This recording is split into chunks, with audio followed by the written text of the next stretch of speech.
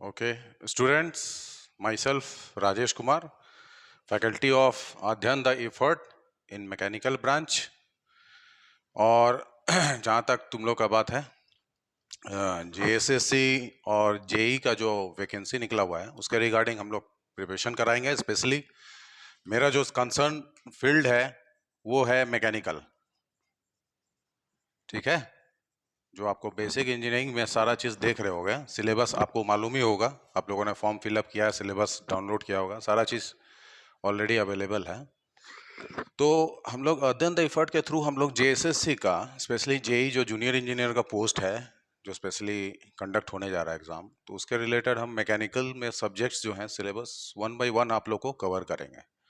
तो जो भी कॉन्सेप्ट है, फंडामेंटल जितने भी होती हैं बेसिकली, उसको आप केयरफुली इसको सुनिए, समझने की कोशिश करो तो बहुत कुछ समझ में आने लगेगा। और रिलीवेंट चीज़ें जो हम बताएंगे उस चीज़ को कैच करने की कोशिश करोगे तो बेहतर होगा। बाकी आप अपना एफर्ट तो लगा ही रहे हो कि आप इसमें क्वालिफाई करो। तो मेरा एक है कि आप लोग को थोड़ा सा गाइड किया जाए, गाइडेंस दिया जाए, ताकि आप लोग बेहतर और अच्छा करो, स्कोर करो, क्वालिफाई करो, एक एक अच्छा अपॉर्चुनिटी को क्लिक करो। तो मेरा टारगेट यही है।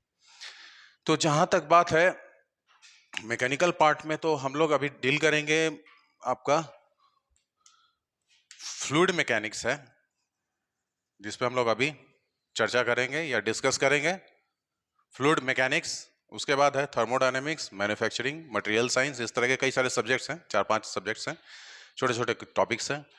सो बेसिकली क्या है, इस चीज़ को समझना है, कॉम्पिटिशन्स को क्वालिफाई करना है, तो आपको फंडामेंटल आपके हमेशा क्लियर होने चाहिए, है ना, लॉजिकल होना चाहिए। ये नहीं कि जो भी चीज़ उसको रट लिया हो गया, नहीं ये होता है, नहीं ये हो क्यों रहा है ये आपको मालूम होना चाहिए।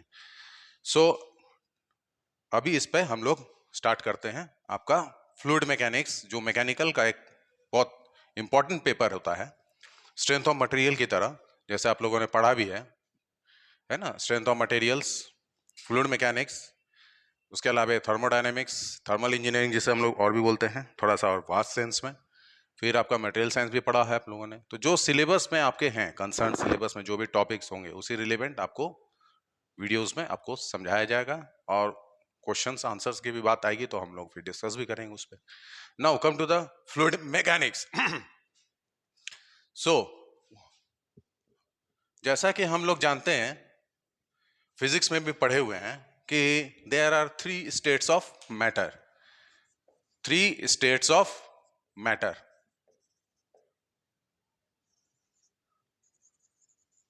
ठीक है, 3 स्टेट्स ऑफ मैटर। किसी भी पदार्थ का 3 अवस्था होता है। स्टेट्स मतलब अवस्था, मैटर मतलब किसी पदार्थ, मतलब कोई पदार्थ है, कोई तत्व है, उसकी अवस्था 3 तरह का हो सकता है। पहला हम लोग जानते हैं, सबको ही आप लोग भी जानते होंगे, that is solid. Second liquid, और तीसरा गैस। ये हमारा बेसिक स्टेट्स है। किसी भी सब्सटेंस का या मैटर का एक बेसिक स्टेट है जिससे हम किसी भी चीज को, किसी भी मैटर को आइडेंटिफाई करते हैं कि वो सॉलिड है, लिक्विड है या गैस है। तो अब आते हैं, चूंकि अब सॉलिड की बात है तो ये हम लोग डिस्कस करेंगे स्ट्रेंथ ऑफ मटेरियल्स में, मटेरियल साइंस में, मैन्युफैक्चरिंग में डिस्कस करते हैं हम लोग। ठीक है, नहीं। अब आते हैं जो आपका कंसर्न सब्जेक्ट है, दैट इज फ्लूइड मैकेनिक्स। तो ये फ्लूइड आया कहां से, ये होता क्या है, व्हाट इज फ्लूइड। तो ये जो आप देख रहे होगे आप लोग, ये लिक्विड और गैस, इंजीनियरिंग में या टेक्निकल लाइन में इसे हम लोग फ्लूइड डिफाइन करते हैं, फ्लूइड के कैटेगरी में इसको रखा गया है। आपके लिक्विड और गैस को फ्लूइड के कैटेगरी में रखा गया है। तो बेसिकली हम लोग 2 तरीके से अलग कर देते हैं, पहला सॉलिड, दूसरा फ्लूइड। तो चूंकि आप लोग पहले से पढ़ते आ रहे होगे, स्कूल में भी पढ़ा है ना, डिप्लोमा में भी पढ़ा है, तो बेसिकली हम लोग ये चीज जानते हैं, तो इसको हम लोग इग्नोर नहीं कर सकते, नेग्लेक्ट नहीं कर सकते, ताकि आप लोग को कंफ्यूजन ना हो। तो ये 3 स्टेट्स हैं, जिसमें से सॉलिड वो चीज है जिसका एक डेफिनेट शेप साइज होता है, जिसको हम छू के बता सकते हैं ये कठोर है, रिजिड है। तो सॉलिड वो मैटर है जो एक रिजिड स्ट्रक्चर होता है, ठोस अवस्था में रहता है ना, उसका एक डेफिनेट शेप, माने एक निश्चित आयतन होगा, आकार होगा, उसको हम लोग सॉलिड के कैटेगरी में रखते हैं। रही बात लिक्विड और गैस का, जिसको मैंने कहा कि ये फ्लूइड में आता है, तो फ्लूइड बेसिकली लिक्विड और गैस को कंसर्न करते हुए बनाया गया है। तो फ्लूइड क्या है? सॉलिड जैसे है, ये एक जगह स्थिर रहता है या मोशन में रहेगा, लेकिन अपना कोई चीज बदलाव नहीं करता है। It does not change its own, ये अपने आप में नहीं बदलता है। ये सॉलिड है तो सॉलिड में ही रहेगा अप टू मेल्टिंग पॉइंट तक। तो यहां बात आ रहा है लिक्विड और गैस का। तो जनरली आप लोग देखे होंगे कि लिक्विड और गैस में क्या एक बहुत बेसिक नेचर होता है। ये मैटर एक ऐसा है, इसका एक बेसिक नेचर है, that is the ability to flow. The matter which has the ability to flow. तो बहने की शक्ति या बहने का जो किसी भी मैटर में या किसी भी पदार्थ में अगर वो कैपेसिटी है या एबिलिटी है, तो उसको हम लोग फ्लूइड में काउंट करेंगे। तो फ्लूइड में हमारा, जैसे मैंने कहा, लिक्विड एंड गैस। तो लिक्विड में आप मालूम है वाटर, और भी लिक्विड्स हैं, है ना, ब्राइन सॉल्यूशंस, इतने जितने भी आप लिक्विड फॉर्म में देखते हो, तो बेसिक एग्जांपल हमारा क्या है? वाटर।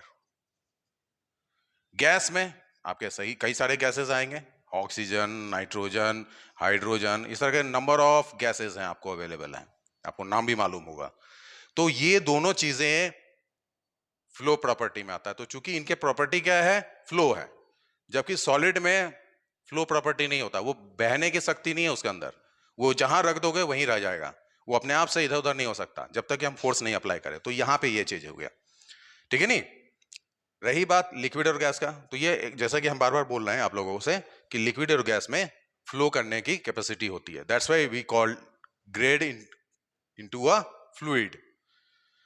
रही बात तो किसी भी चीज का या मैटर जिसे हम लोग बोल रहे हैं बार बार, तो मैटर या पदार्थ जो होता है उसका अपना गुण होता है, जैसे हम लोग में भी अपना अपना गुण होता है ना। उसी तरह से हर इस नेचर में जितने भी चीजें हम लोग को मिलती हैं उसमें भी अपने अपने प्रॉपर्टीज, प्रॉपर्टीज मीन्स व्हाट? गुण, जिसको हिंदी में हम लोग गुण बोलते हैं, ये गुण है इसके अंदर। तो ये गुण जो है वो आपको फ्लूइड में मिलेगा। सॉलिड में क्या है? मैंने जैसे कहा, सॉलिड में ये रिजिड होता है, डेफिनिट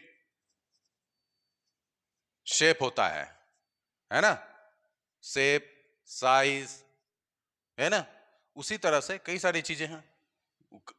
तो नेक्स्ट आता है जो हम लोग अभी बात कर रहे थे, दैट इज फ्लूइड। फ्लूइड में क्या है? नॉट रिजिड, एक ठोस नहीं होता है। जैसे कि मालूम होगा, आप पानी को पकड़ने की कोशिश करते हो, हथेली में लेते हो, तो क्या होता है? पानी निकल जाता है। दिख रहा है मुझे, पानी हाथ में ले भी रहे हैं, लेकिन क्या होता है? पानी बाहर निकल जाता है हमारे हाथ से। जब दोनों हाथ से उठाते हैं तो पानी बाहर निकल जाता है। जब गैस को हम लोग फील करते हैं, देख नहीं सकते डायरेक्टली, तो कुछ गैसेस जो हैं हम लोग को नजर आते हैं। जैसे आपका स्मोक, जो गाड़ियों से या ट्रेन के इंजन से देखते होगे, गैसेस जो निकलता होगा, वो क्या है? वो भी गैसियस फॉर्म है, गैस ही है। तो वो चीज दिख रहा है, लेकिन जब छूने की कोशिश करोगे तो वो महसूस कर सकते हो कि हाँ कोई चीज है, लेकिन उसको हम पकड़ नहीं सकते। सॉलिड को हम पकड़ सकते हैं, लिक्विड को भी पकड़ सकते हैं लेकिन निकल जाएगा, ठीक है नहीं। लेकिन गैस में क्या है?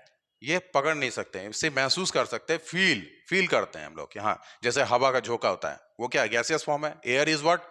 गैसियस फॉर्म है। तो हवा हमें फील होता है, चेहरे पे लगता है, बॉडी में लगता है, हाथ में लगता है। तो मतलब क्या है? वो हमें इफेक्ट दिखाता है, फ्लूइड हमें इफेक्ट दिखाता है। तो इसका क्या है? रिजिडनेस नहीं होता, नॉट रिजिड। उसके बाद नो डेफिनिट शेप और साइज, ठीक है नहीं। तो आपका फ्लूइड में क्या है? रिजिड नहीं है, मतलब ठोस जैसा एक प्रॉपर एक शेप और साइज का होता है, कठोर होता है, वो आपका फ्लूइड में नहीं मिलेगा, चाहे लिक्विड हो चाहे गैस हो। उसी तरह से उसका अपना बनावट जो होता है, आकार जो होता है, वो उसका कोई निश्चित नहीं हो सकता। हथेली में लोगे हाथ का शेप ले लेगा, कटोरी में रखोगे तो कटोरी, पानी जो कटोरी का शेप ले लेता है ना। सिलेंडर में हम लोग गैस भरा हुआ देखते हैं ना, तो वो गैसेस क्या है? उसी शेप में ले लेता है जो सिलेंडर का साइज होता है, चाहे छोटा हो चाहे बड़ा हो। जैसे घर का एलपीजी सिलेंडर होता है, सीएनजी का सिलेंडर होता है, उस तरह से कई सारे सिलेंडर, ऑक्सीजन सिलेंडर देखते हो। तो जैसा जैसा हम लोग सिलेंडर का माने कंटेनर यूज करेंगे, जिसको हम लोग वेसल्स भी बोलते हैं, उसी तरह का शेप वो एक्वायर करता है। ये एक फ्लूइड में फ्लेक्सिबल नेचर बोलते हैं इसको, वो जैसा जगह मिलेगा उस हिसाब से वो ढलता है। लेकिन आप सॉलिड को ऐसा नहीं कर सकते हो, तो सॉलिड में ये चीज अलग हो जाता है, क्योंकि उसका अपना फिक्स्ड वॉल्यूम होता है, डेफिनेट वॉल्यूम होता है, जो कि इसका नहीं होता है। तो डेफिनेट शेप और साइज नहीं होने की वजह से इसका डेफिनेट वॉल्यूम नहीं हो सकता। जब इसको किसी वेसल्स में रखेंगे देन इट विल बिकम, तब इसको वॉल्यूम को काउंट कर सकते हैं, है ना। सो नो स्पेसिफिक वॉल्यूम नहीं कह सकते हैं कि हाँ ये इसका वॉल्यूम हो गया, अंदाज लगाते हैं कि हाँ ये इतना एरिया है, इतना हाइट है, तो इतना वॉल्यूम होगा। नाउ अब जहां बात आता है, जैसे मैंने अभी कहा था कि हर मैटर में अपना एक प्रॉपर्टी होता है, गॉट इट। जैसे सॉलिड में जैसे पढ़ते हो ना, सॉलिड में मटेरियल का, तो सॉलिड मटेरियल में क्या पढ़ते थे, जैसे उसका conductive property, strength property, stress property, उसी तरह से आपका मैकेनिकल प्रॉपर्टीज में जैसे टफनेस, हार्डनेस, रेजिलियंस, इस तरह के कई सारे प्रॉपर्टीज होती हैं, है नहीं। तो ये सब चीजें क्या हैं, प्रॉपर्टीज हैं, जिससे हम किसी चीज का, मटेरियल या मैटर का, उसको इंट्रोडक्शन कराते हैं या उसका पहचान दिलाते हैं। ठीक है, किसी चीज को बताना है किसी थर्ड पर्सन को कि सॉलिड क्या है, तो कोई उसके गुण को बताओगे। जैसे हम लोग अपने बारे में किसी दूसरे के बारे में, फ्रेंड के बारे में बताते हैं या परिवार के बारे में बताते हैं, तो क्या समझते हैं कि आपका गुण क्या है, आपके दिखने में कैसे हो, है ना। आप सांवले हो, गोरे हो, छोटे नाटे हो, लंबे हो, पतले दुबले, क्या हो, मोटे हो, तो इस तरह का आपका फिजिकल चीज हो गया। आपका एटीट्यूड कैसा है, तो ये सब गुण कहलाता है ना। आपके बाल का कलर कैसा है, आप मूंछ रखते हो या नहीं रखते हो, इस तरह की चीजों को हम लोग प्रॉपर्टीज बोलते हैं।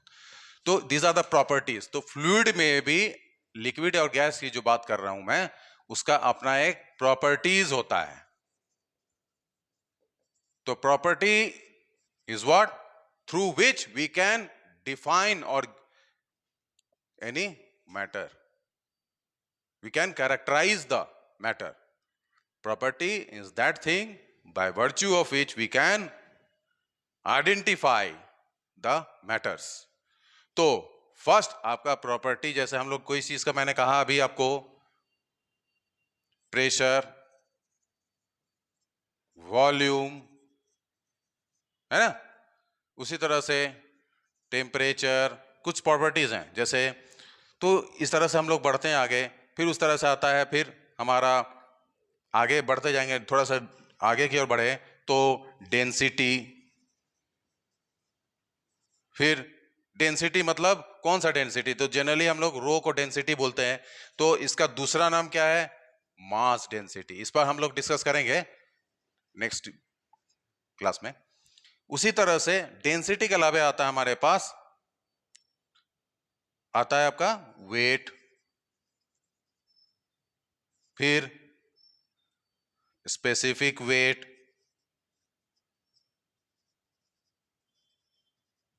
फिर प्रॉपर्टी में और क्या आता है, विस्कोसिटी।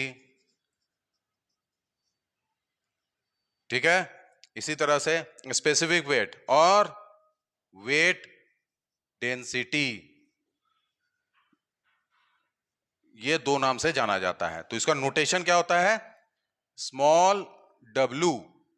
आप कहीं भी किताब में, आप कहीं जगह देखोगे तो ध्यान रखना कि मास डेंसिटी या नॉर्मल जो हम लोग डेंसिटी बोलते हैं, that is also known as mass density, जिसको रो से डिनोट करते हैं। जबकि स्पेसिफिक वेट या जिसका दूसरा नाम वेट डेंसिटी है, उसका नोटेशन क्या होता है, स्मॉल w। विस्कोसिटी और वेट तो मालूम ही है, वेट होता क्या है, सो विस्कोसिटी। सो इसमें से कुछ चीज ऐसा है जो फ्लूइड को स्पेशली कैरेक्टराइज कर देता है। इसमें से क्या है, स्पेसिफिक वेट, डेंसिटी, विस्कोसिटी, इस तरह से कुछ चीज प्रॉपर्टीज ऐसे हैं जिससे हम किसी फ्लूइड को आइडेंटिफाई कर सकते हैं, माने स्पेशल कैरेक्टरिस्टिक्स। ठीक है ना। सॉलिड में भी प्रेशर, वॉल्यूम, टेम्परेचर सब होता है, लेकिन इसमें डेंसिटी कैसा है, तो डेंसिटी के आधार पर हम बताते हैं कि ये लिक्विड है कि गैस है या सॉलिड है। Weight, specific weight and viscosity. इसी तरह से और भी कई सारी प्रॉपर्टीज हम लोग डिस्कस करेंगे फर्दर टॉपिक्स में। तो जो है, अब ये प्रेशर मीन्स व्हाट? तो कोई भी मैटर अपना एक प्रेशर क्रिएट करता है। तो आप लोग देखते होंगे प्रेशर इज व्हाट? हम लोग जनरली बोलते हैं P is equal to force per unit area, simple भाषा में बोल देते हैं, ठीक है नहीं? तो pressure is equal to force per unit area. But pressure force per unit area तो इस तरह से कई सारे हमारे पास टर्म है, फोर्स पर यूनिट एरिया। तो उससे हम किसी चीज को कैसे फर्क करेंगे दोनों के बीच में कि प्रेशर क्या है, स्ट्रेस क्या है, दोनों में तो अंतर होना चाहिए ना, फिनोमेना, प्रोसेस क्या है।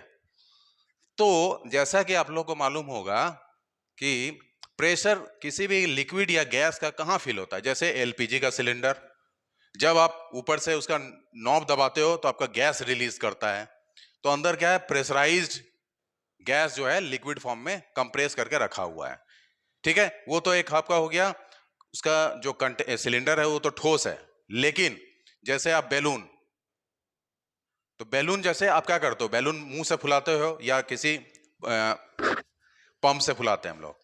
तो जैसे आपने बैलून को फुलाया पंप से या मुंह से फुलाते हैं हम लोग, तो फुलाते हैं तो क्या होता है, हवा भरता जाता है और धीरे धीरे आपका बैलून फूलता चला जाता है, साइज में इंक्रीज कर जाता है। तो जब अंदर गया तो बैलून का जो रबर जिस मटेरियल से बना हुआ है वो धीरे धीरे एक्सपैंड हो रहा है। तो वो कौन सा ताकत है जो उस बैलून के अंदर काम कर रहा है? तो वो हवा का दबाव है।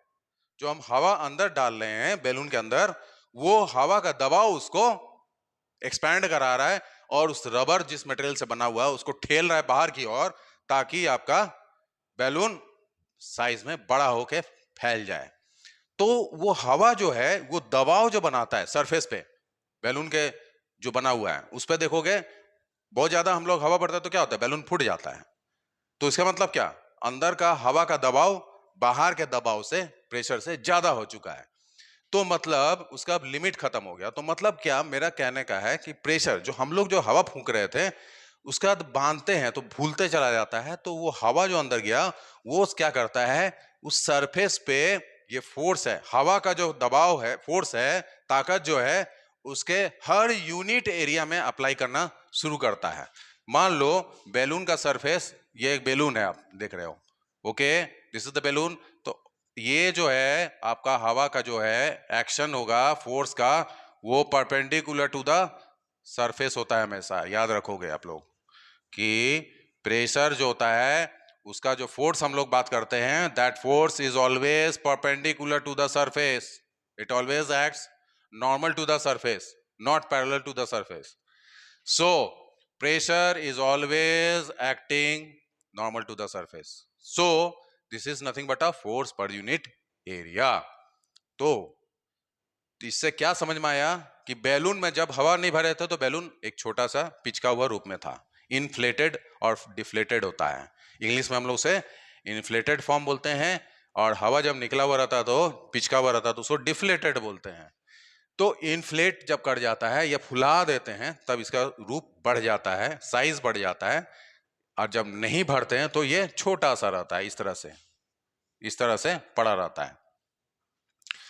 तो मतलब क्या है इसका कहने का, मेरा मतलब क्या है इसमें, तो जब आप फोर्स लगा रहे हो, हवा का दबाव जो लगा तो ये फैलना शुरू किया, तो फैल गया, तो आपने फील किया होगा ये प्रेशर, हवा का प्रेशर से ये फैलना शुरू हो जाता है, एक्सपैंड होने लगता है, ठीक है ना? जितना उसका रबर का लिमिट है उतना दूर तक वो फूलेगा, जब लिमिट खत्म हो जाता है तो वो आपका बैलून फूट जाता है। सो अब ये डिफ्लेटेड या पिचका हुआ रूप एक फुला हुआ रूप है। तो इससे एक और चीज पता चलता है कि हवा यहां पे नहीं है इसके अंदर, लेकिन इसमें अंदर हवा जा चुका है। तो अब जब हम ये जो हम बात करते हैं वॉल्यूम का, तो यहां पे देखो हवा जब अंदर गया तो उसका वॉल्यूम हम बता सकते हैं कि ये बैलून का जो वॉल्यूम है वही हवा का बैलून है नहीं? तो समझ में आई बात?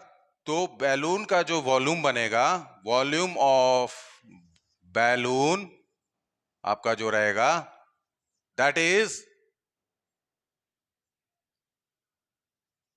Nothing but a volume of air, उतना ही जितना हवा उसके अंदर है, ठीक है नहीं? तो वॉल्यूम यहां पे देख रहे हो, फ्लूइड में क्या हुआ, फ्लूइड बाहर था तो हवा का हम नाप नहीं पा रहे थे, कितना है हवा बाहर नहीं पता है, क्योंकि बहुत इनफाइनाइट है। अगर उसको हम उसके अंदर डाल देते हैं तो आपको ये चीज दिखने लगता है। मतलब क्या, कि मेरा जो पॉइंट था, मैंने आप लोगों को एक चीज कहा था, no definite shape and size, it occupies the shape of the container या वेसल्स, या जहां जिसको जिसमें डालोगे उसी का शेप पकड़ लेता। तो this one the shape. So here volume, तो volume is what, so it is a volume, volume means what, area into, जैसे हम लोग करते हैं एरिया इनटू लेंथ या एल क्यूब, इस तरह से। तो that means the unit of volume is metre cube and the unit of pressure is newton per metre square. ये हम लोग यूनिट का जो बात करते हैं, हम लोग जो बात करेंगे वो हमेशा एसआई स्टैंडर्ड में बात करेंगे। Got it? हम लोग जो भी डिस्कस करेंगे चीजें, वो आपका सारा का सारा एसआई यूनिट सिस्टम पे बात करेंगे। Now come to the temperature. तो क्या होता है कि एक ही चीज और आपको एग्जांपल बता देते हैं, बहुत बढ़िया एग्जांपल है। आपका सॉलिड्स अगर तुलना करें फ्लूइड को, तो एक, जैसे आप कोई भी प्रोडक्ट लेते हो, जैसे सॉलिड है, सॉलिड का 1 किलो बटखरा जो होता है ये छोटा होता है, छोटा साइज में होता है। लेकिन वही 1 किलो का जब हम अगर यानी कोई लिक्विड खरीदे या कोई भी चीज खरीदते हैं, जैसे बोलते हैं ना 1 किलो दूध ले आए, 1 किलो आपका सरसों तेल खरीदते हैं, तो बेसिकली क्या है, उतना सारा जगह लिया तब जाके 1 किलो बनता है। तो इट मीन्स व्हाट, क्यों हुआ ऐसा, तो उतना सारा वॉल्यूम जगह लिया एक पैकेट, तब जाके 1 किलो के बराबर वो आपका तेल जो है, या आपने जो भी लिक्विड आपने खरीदा है या देखते हो, वो उसके 1 किलो बटखरा के बराबर होता है। अगर तोला जाए तो ऐसे लीटर में बिकता है हम लोगों को, लेकिन उसमें देखोगे आप लोग वॉल्यूम जो होता है किसी भी 1 लीटर का, 1 लीटर इज इक्वल टू 910 ग्राम, 910 ग्राम के बराबर होता है। Got it? तो 1 लीटर जो होता है 910 ग्राम के बराबर होता है। तो मतलब है, तो हमको 1 किलो चाहिए, तो मतलब कितना लीटर और डालना पड़ेगा, सो आप कैलकुलेट करके देख सकते हो। नाउ, तो जैसा कि हमने कहा, अभी तक आप लोग को कुछ हद तक समझ में आ भी गया होगा कि प्रेशर क्या है, वॉल्यूम क्या है, ठीक है नहीं? आखिर फ्लूइड के केस में इतना ज्यादा जगह क्यों ले रहा है, मेरा एक ये था पॉइंट जो आप लोग को भी समझना होगा, कि किसी भी गैस या लिक्विड का वॉल्यूम जो होता है इतना जगह क्यों ले रहा है। 1 किलो बनाने के लिए मुझे इतना सारा जगह लेना पड़ रहा है। जैसे रुई खरीदने जाते हो या कोई भी ऐसा हल्का सामान खरीदते हो खाने के लिए, या रुई खरीदते हैं हम लोग, तो देखते होगे उसको 1 किलो रुई खरीदते हो तो काफी सारा अमाउंट आपका बहुत बड़ा जगह ले लेता है। तो आखिर क्यों ऐसा है?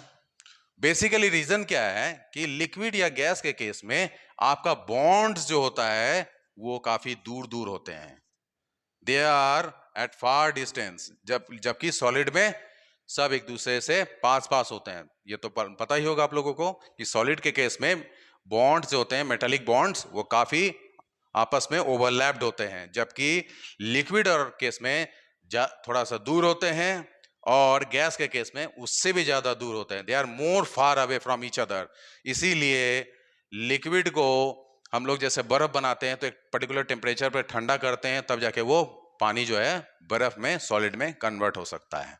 उसी तरह से गैस को भी हम लिक्विड में कन्वर्ट कर सकते हैं। जैसे आप लोग को पता होगा लिक्विड नाइट्रोजन यूज होता है कई सारी जगह, जैसे बाइक्स विक्स में यूज करते हैं, और भी कई जगह यूज होता है। तो कई सारी चीजों को, उतना चीज को कैसे लिक्विड को कन्वर्ट करें, किसी भी गैस को लिक्विड में कब कन्वर्ट कर सकते हैं, जब हम ये अप्लाई करेंगे प्रेशर। कंप्रेस करने का मतलब ही होता है किसी चीज को दबाव से हाई प्रेशर पे वॉल्यूम घटा दीजिए तो आपका वो लिक्विड फॉर्म में कन्वर्ट हो जाएगा। Now come to the temperature. तो टेम्परेचर हर मैटर में कोई ना कोई रोल प्ले करता रहता है, ये सबको पता है, आप लोगों को भी मालूम होगा कि टेम्परेचर का राइज और फॉल होने पे आपका मैटर, लिक्विड, सॉलिड और गैस तीनों में अंतर आ जाता है, उसके स्वभाव में, प्रॉपर्टीज में कोई फर्क नहीं आता है, उसके स्वभाव में बदलाव आ जाता है। मतलब जैसे ही अगर टेम्परेचर बढ़ता है तो आपका सॉलिड जो है आपका हीट ट्रांसफर जल्दी करता है, एक्सपैंड होता है, और ज्यादा टेम्परेचर देंगे तो मेल्टिंग हो जाएगा, और उससे ज्यादा देंगे तो बॉयल होना शुरू हो जाता है, तो बॉइलिंग पॉइंट पे पहुंच चुका होता है। तो उसी तरह से आपका लिक्विड के केस में क्या होगा, जैसे हम लिक्विड स्टेट में ऑलरेडी है, जैसे मैंने कहा कि सॉलिड में, कि जैसे मैंने सॉलिड में टेम्परेचर बढ़ाया तो ये मोल्टेन स्टेट में पहुंच गया, मतलब लिक्विड स्टेट। अब उसको फर्दर गर्म किए तो प्योरली लिक्विड स्टेट बन गया, that is melt boiling point, जैसे पानी उबलता है। उसी तरह से लिक्विड को जब हम पानी को गर्म करते हैं तो देखते हो वो भाप में कन्वर्ट हो जाता है, एवापोरेशन प्रोसेस होता है, जिससे आपका लिक्विड जो है गैस में कन्वर्ट हो जाता है। तो टेम्परेचर जैसे जैसे हम आगे बढ़ा रहे हैं वैसे वैसे उसका फेज चेंज हो रहा है, मतलब स्टेट बदल रहा है। सिमिलरली आप बोलोगे कि सर कि गैस में अगर टेम्परेचर बढ़ाएंगे तो क्या होगा, तो गैस में ऑलरेडी सारे मॉलिक्यूल्स पार्टिकल सब एक दूसरे से बहुत दूर दूर होती हैं, लेकिन तो जैसे हम टेम्परेचर बढ़ाते हैं तो गैस के अंदर जितने मॉलिक्यूल्स हैं वो आपस में कोलिजन्स ज्यादा होने के कारण, आगे आप लोग जानते होंगे, पढ़े भी होंगे, प्लाज्मा स्टेट ले लेता है। तो किसी भी गैस को बहुत एक्सेस हीट टेम्परेचर सप्लाई कर दिया जाए तो it comes to the plasma state बोलते हैं हम लोग उसे। तो इस तरह से कई सारी चीजें हैं एडवांस फॉर्म में। तो बेसिकली टेम्परेचर का एक बहुत इंपॉर्टेंट रोल प्ले होता है। तो जैसे देखते होंगे प्रेशर कुकर में या खाना पकाते हैं हम लोग, क्या खाना पकाते हो तो तुरंत पक जाता है, क्यों? क्योंकि प्रेशर हाई होता है, वॉल्यूम फिक्स्ड है, प्रेशर हाई हो गया तो खाना, प्रेशर बढ़ेगा टेम्परेचर बढ़ता है। आप जैसे पहाड़ पे लेके चले जाओ, once you go to the hill और mountain, your boiling temperature becomes, that means pressure is at the mountain, that is at the height. जब ऊंचे हाइट पे जाइएगा तो आपका प्रेशर डिक्रीज होता है, तो प्रेशर डिक्रीज हो गया मतलब टेम्परेचर डिक्रीज हो गया। मतलब जो पानी 100 डिग्री में उबल रहा था वो पानी वहां ऊपर जाने के बाद और ज्यादा टेम्परेचर पे उबलेगा, मतलब 110, 115, 120 इस तरह का टेम्परेचर पे आपका पानी बॉयल करना स्टार्ट करता है। तो मतलब है प्रेशर का टेम्परेचर के साथ रिलेशन आपका हमेशा दिखने मिलेगा, ठीक है नहीं? Now come to the density, जिसको हम लोग रो से डिनोट करते हैं। तो इसका दूसरा नाम क्या है? What is the second name of this density? Mass density. इसीलिए आपको क्वेश्चन पेपर में जब भी इस तरह का टर्म यूज हो तो जनरली क्वेश्चन पेपर में मास डेंसिटी या वेट डेंसिटी की ही बात होती है, उस पर आप कभी कंफ्यूज मत हो। Got it? कभी भी मास डेंसिटी कोई अलग टर्म नहीं है, वेट डेंसिटी कोई अलग टर्म नहीं है, सिर्फ चीज को समझने की बात है। और कभी हड़बड़ाना नहीं चाहिए। एग्जाम जब आप देने जाते हो, तैयारी कर रहे हो, कूल माइंड से दीजिए, रिलैक्स होइए, अपने आप में कॉन्फिडेंट बने रहिए, और आपका कॉन्सेप्ट या फंडामेंटल जो मैंने शुरू में कहा कि उसको बढ़िया से बना के रखिए। फंडामेंटल आपका क्लियर है तो आपको कभी कोई कंफ्यूजन या डाउट बनेगा ही नहीं। तो नेक्स्ट हमारा आता है डेंसिटी। जैसे मैंने कहा डेंसिटी को रो से डिनोट करते हैं, और सबको आप लोगों को मालूम होगा, हम लोग लिख देते हैं mass per unit volume, that is mass per unit volume. इसका यूनिट क्या है? KG per metre cube. तो यहां पे देखो आखिर ये मास डेंसिटी क्यों बोल रहे हैं? क्योंकि ये मास का रोल प्ले हो रहा है, तो इसलिए इसका नाम पड़ा, क्योंकि we are taking mass. Volume with respect to the volume we are considering the mass. So volume के तुलना में मास को देख रहे हैं। इसका मतलब क्या होता है? मास पर यूनिट वॉल्यूम मतलब क्या? एग्जैक्टली क्या मतलब निकलता है? हम लोग लिखते तो हैं, पढ़ते सब हैं, लेकिन समझते कैसे हैं, इस चीज की मेन बात होती है कि किसी टर्म को कैसे समझना है, रिलेवेंट रिलाय उसको कैसे उस चीज को प्रैक्टिकली जोड़ें। तो डेंसिटी तो मतलब क्या कि 1 लीटर वॉल्यूम में आपका कितना मास है। जैसे अभी मैंने एग्जांपल दिया था कि आप कभी भी रिफाइन ऑयल मार्केट से खरीदने जाओगे, रिफाइन या मस्टर्ड ऑयल, तो आपको मिलेगा 1 लीटर तेल, नोटिंग क्या हो रहा था पीछे, यू विल फाइंड 910 ग्राम्स, ये आपको लिखा रहता है। तो मतलब क्या कि 1 लीटर तेल में 910 ग्राम आपका मास मिल रहा है। तो मतलब इसका डेंसिटी कितना हुआ? So this one 910। तो 1 लीटर वॉल्यूम में मास कितना मुझे मिला? 910 ग्राम। तो this is the density of the mustard oil और एनी ऑयल। इस तरह से तुलना करते हैं। तो जैसा कि किसी भी चीज का रेफरेंस लेते हैं हम लोग, तो फ्लूइड के केस में हमारा स्टैंडर्ड फ्लूइड क्या है? लिक्विड के स्टेट में और गैस के स्टेट में। तो थोड़ा सा आप उसको जोड़ पाओगे। तो फ्लूइड में 2 स्टेट है, पहला लिक्विड, सेकंड गैस। तो लिक्विड में हमारा आइडियल लिक्विड किसको माना गया है? Sorry, water. और गैस का आइडियल लिक्विड, आइडियल गैस कौन सा है? एयर। ये हम लोग कंसीडर करके चलते हैं, ठीक है। तो जो भी चीज हम लोग तुलना करेंगे किसी मैटर का, हमेशा पानी या हवा, ये हमेशा याद रखो। जब किसी भी लिक्विड की बात करेंगे तो पानी से तुलना करेंगे, किसी भी गैस का तुलना करेंगे तो हवा से तुलना करेंगे, दैट मीन्स एयर। कैसे करेंगे, क्यों करेंगे, उसका कुछ खास रीजन होता है। Now come to the density. तो जैसे मैंने कहा, density is the ratio of mass per unit volume. Mass per unit volume, that is the unit KG per metre cube.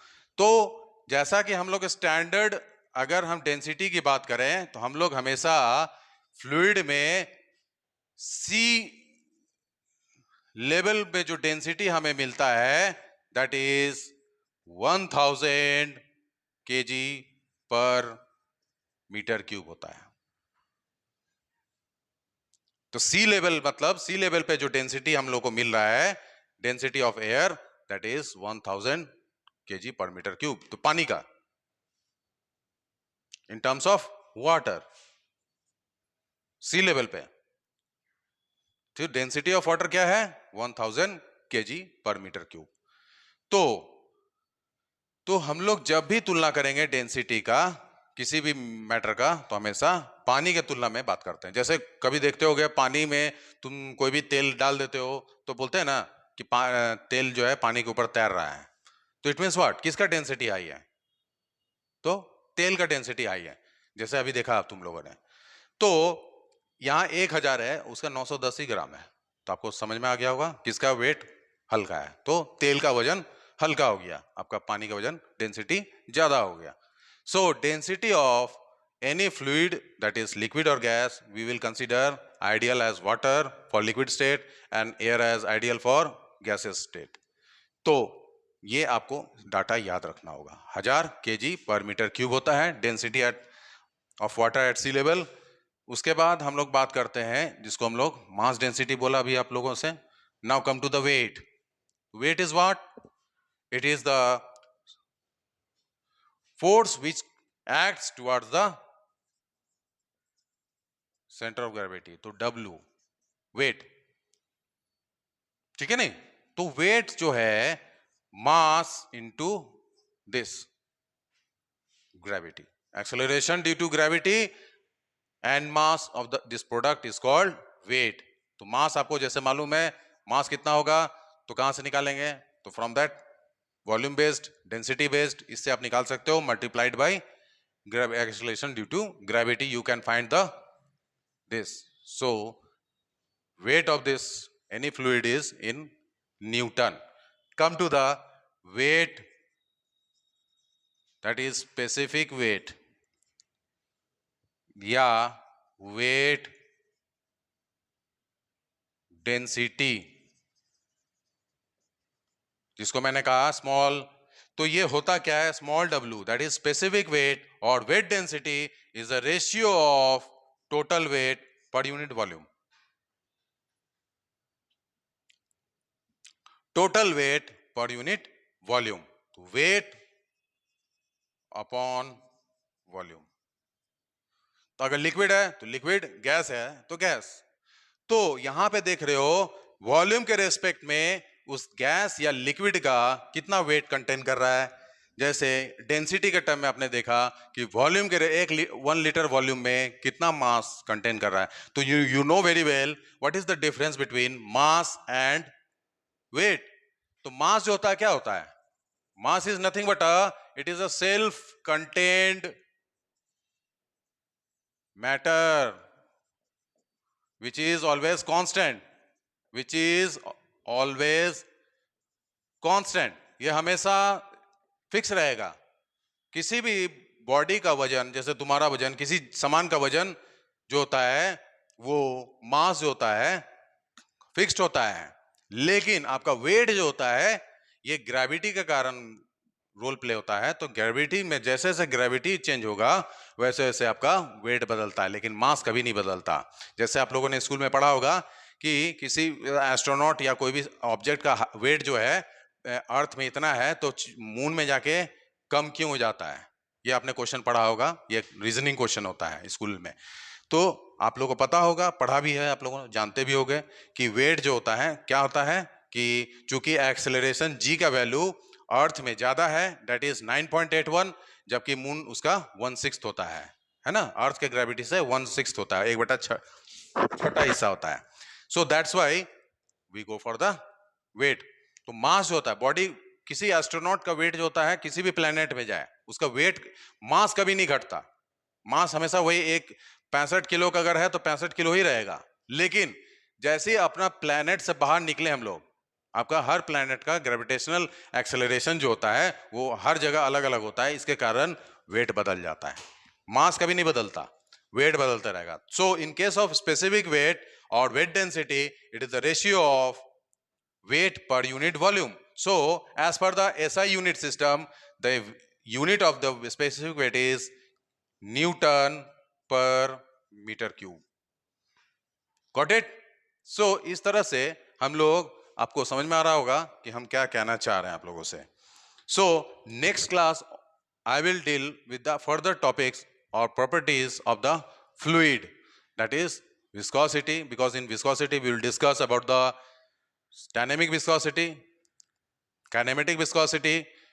Fine, because that is some concept is needed. आपको समझना होगा, क्योंकि उसमें आप पहले आपको हड़बड़ा के बता दे या एक ही वीडियो में सब कुछ डालने की कोशिश करें तो आप लोग भी समझ नहीं पाओगे. सो इट इज बेटर दैट आप पहले ये जो हमने आज बताया इसको आप थॉरोली पढ़ने की कोशिश कीजिए, समझने की कोशिश कीजिए, then we will discuss next class. Okay, thank you students.